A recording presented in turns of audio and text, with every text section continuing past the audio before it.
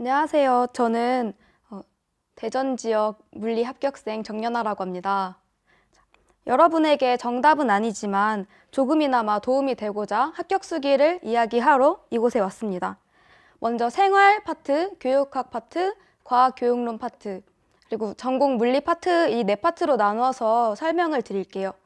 먼저 첫 번째로 생활 파트는 제가 초수 때는 제가 노량진에 올라온 지 2년이 됐는데요. 초수 때는 제가 공부하고 싶은 시간에 일어나서 공부하기 싫어지면 다시 집에 가는 등의 습관으로 항상 공부 시간도 가장 적고 공부하는 양이 많지가 않았어요. 그러다 보니까 제가 초수 때는 이 공부 방법이 좀 됐었구나라는 생각이 들어서 이번엔 재수 때는 생활 스터디를 통해서 내 생활 습관을 한번 고쳐보겠다라는 생각으로 생활 스터디에 참여를 했고요.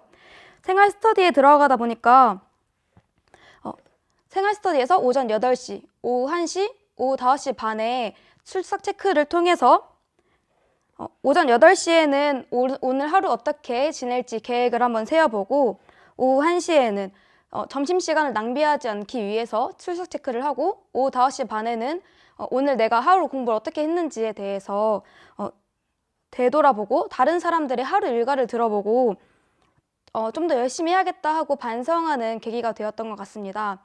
그렇기 때문에 여러분들도 성실하신 분들도 있을 거예요, 분명히. 성실하게 자신의 일을 하시는 분들은 굳이 생활 스터디가 필요 없다고 생각이 들 수 있지만 저처럼 혼자의 의지로는 공부를 할 수 없는 분들은 꼭 주변 사람들과 아예 모르는 사람들과 생활 스터디를 통해서 나의 생활 습관부터 바꾸는 것이 가장 중요하다고 생각합니다. 그 다음으로 두 번째는 교육학 이야기를 해볼게요. 교육학 같은 경우에 저는 비사대를 나오다 보니까 이론에 대해서 아는 것이 하나도 없었어요. 그래서 초수 때는 먼저 이론 강의를 듣고 그 다음에는 그냥 사람들과 교육학 이야기를 가끔 하는 것뿐 다른 이야기를 별로 한 적이 없습니다. 하지만 이제 초수 때 시험을 보았는데 그때는 글쓰기 연습이 잘 되어 있지 않았었고 시험을 보고 나니까 시간이 너무 부족한 거예요. 시험을 보다가. 그래서 재수 때는 이런 방식을 사용하면 안 되겠다. 글 쓰는 연습, 시간 배분하는 연습도 해야겠다라는 생각으로 교육학 스터디에 들어갔습니다. 그래서 오전 9시부터 오전 9시 50분까지 50분 동안 진짜 실제 시험처럼 써보는 연습을 해보았어요. 제가 혼자 하면 또 이런 게 잘 안 되니까 꼭 스터디에 들어가서 그 시간만은 꼭 교육학을 써야지 해서 딱 우리가 교육학 시험 보는 시간이 오전 9시니까 9시부터 50분 동안 작성을 해보았고 그것을 통해서 내용 정리도 되고 나중에 재수 때 시험 볼 때는 시간 배분이 잘 되는 효과도 보았던 것 같습니다. 뿐만 아니라 교육학 스터디를 하나만 한 것이 아니라 다른 것으로 키워드를 보고 내용을 쓰는 연습을 하였는데요. 그 연습을 통해서 내용을 확실히 더 정리를 할 수 있었고 뭐 준거지향평가면 준거지향평가를 딱 보는 순간 여기에 장점과 단점이 어떤 것이 있었구나라는 거를 바로 생각할 수 있게 되어서 되게 좋았던 것 같습니다. 그리고 시험 전 일주일 동안은 키워드를 가지고 전화 스터디를 했습니다. 집에 있다 보면은 보통 시험 일주일 전에는 집에 내려가잖아요. 이때 그 시간을 낭비하는 것이 아니라 다른 아는 사람들과 전화 스터디를 통해서 키워드를 툭 던져주면 이것에 대해서 이렇게 있지 하고서는 바로바로 인출이 될 수 있도록 연습을 하였습니다. 다음에 세 번째로는 과학교육론 이야기인데요. 과학교육론은 마찬가지로 제가 비사되다 보니까 초수 때는 이론 강의 듣는 것에만 집중을 하였습니다.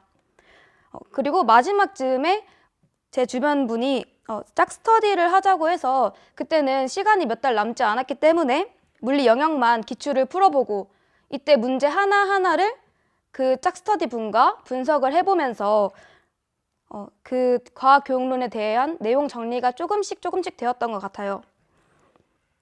그렇지만 재수 때는 물리 영역뿐만 아니라 다른 과목도 사람들이 풀어봐야 하지 않겠냐라는 이야기를 듣고 저도 스터디를 통해서 물리뿐만 아니라 화학, 생물, 지구과학까지 기출문제집을 같이 풀고 그 다음에 기출 문제에 대해서 한 문제 한 문제 다 같이 이야기를 해봄으로써 조금 더 많은 내용을 이해할 수 있었던 것 같고요. 뿐만 아니라 그 지문이나 답지에 내가 모르는 새로운 단어가 나오게 된다면 그 단어를 다시 한번 찾아보는 식으로 과학교육론 공부를 했습니다. 그리고 2015 개정 교육과정 같은 경우에는 혼자서는 암기가 잘 되지도 않고 외우려고 하지도 않기 때문에 스터디를 통해서 스터디 시간에 맞춰서 각자 암기를 해보고 서로 질문을 해서 그 개정 교육과정에 대해서 외우는 시간을 가졌습니다. 마지막으로는 전공 물리에 대한 내용입니다. 한창민 선생님의 일단은 커리큘럼에 맞춰서 저는 공부를 진행하였어요.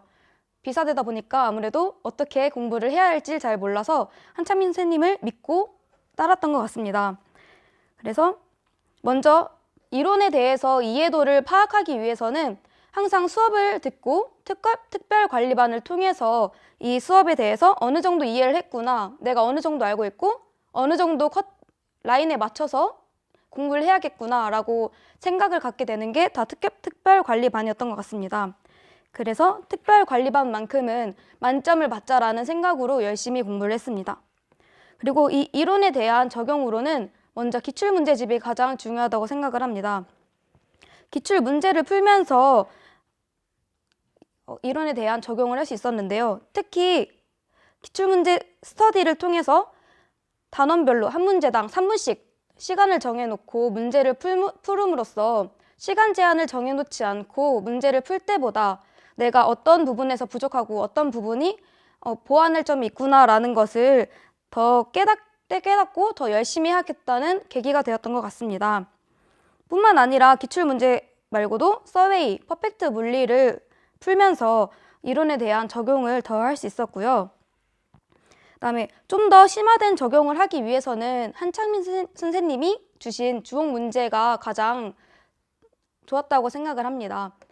왜냐하면 서웨이나 퍼펙트 물리, 기출문제 같은 경우에는 많이 풀다 보면은 문제나 답이 외워지는 경우가 많은데 이때 주옥 문제를 풀다 보면 주옥 문제는 또 다른 새로운 신유형의 문제가 많기 때문에 그 문제를 통해서 좀 더 심화되게 이론을 적용할 수 있는 계기가 되었던 것 같습니다. 그리고 여러분들이 아직은 좀 먼 얘기겠지만 모의고사의 경우에는 모의고사 때 성적에는 웬만하면 연연하지 않았으면 좋겠습니다. 제가 모의고사 때 스트레스를 안 받았던 가장 큰 이유는 성적에 연연하지 않고 내가 지금 모의고사 때 틀렸던 내용은 오히려 다행이다. 내가 모의고사 때 알아서 다행이다라는 생각을 많이 가졌던 것 같아요. 그래서 스트레스를 많이 받지 않았고 그리고 모의고사를 치고 그 다음 날에는 모의고사 피드백 스터디를 통해서 모의고사에 대한 문제 하나하나를 한 번 더 되돌아볼 수 있는 계기가 되었고 뿐만 아니라 동형 문제 스터디를 통해서 그 모의고사에 한창민 선생님이 모의고사 문제를 내는 것은 그래도 좀 주요 내용, 주요 개념을 많이 내시기 때문에 그 문제에 대해서 비슷한 유형의 문제를 찾아서 모아서 문제를 풀어보니까 어느 부분이 내가 부족하다는 걸 알고 또 모의고사에서 틀린 부분은 그 문제랑 비슷한 유형의 문제를 많이 풀어봄으로써 그 문제에 대한 이해도가 높아졌다고 생각을 합니다.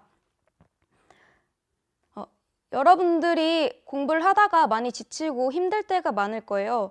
저도 그랬었고 처음에는 뭐 TO가 많이 날까 고민도 되고 경쟁률이 셀까도 고민이 되고 내가 과연 될 수 있을까라는 고민도 많으실 수가 있는데 제 주변 사람들 보면은 끝까지 포기하지 않고 열심히 달려온 사람들은 꼭 되더라고요. 그러니까 여러분들도 아직 1년의 기간이 남았으니까 1년 동안 열심히 해서 시험을 잘 볼 수 있고 올해는 좋은 합격의 결과가 나왔으면 좋겠습니다. 감사합니다.